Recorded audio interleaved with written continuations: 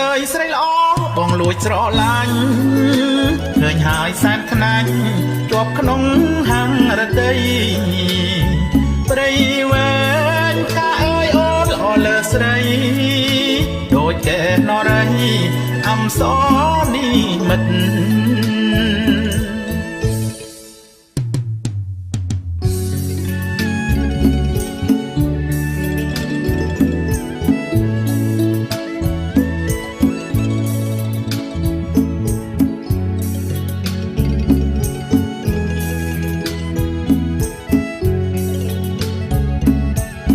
បងចង់បេះផ្កាលាក់ទុកក្នុងផ្ទះ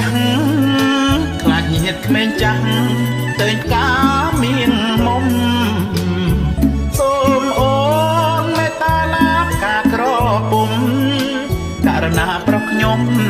ដែលខំលួចស្នេ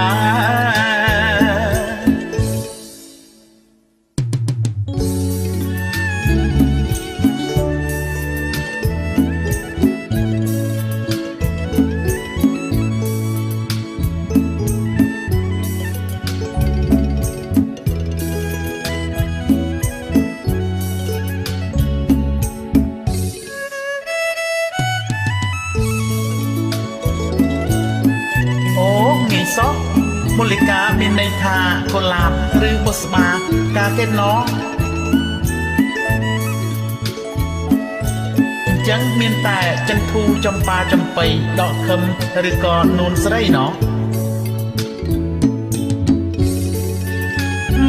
នេះមិនមែននោះមិនមែនប្រាប់បងមើលការមូលិកាហ្នឹងជាការអី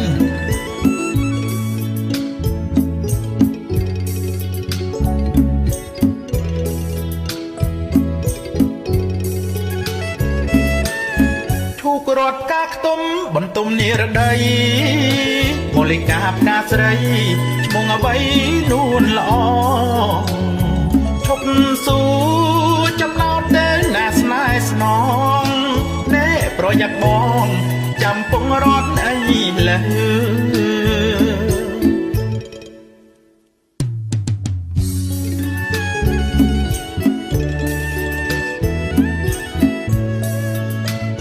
ប្រាប់បងមកចុះណាស្រស់ឆោមឆ្លើយ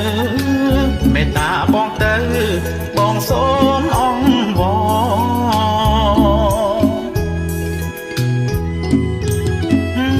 អីក៏កំណាញ់ម្លេះអូន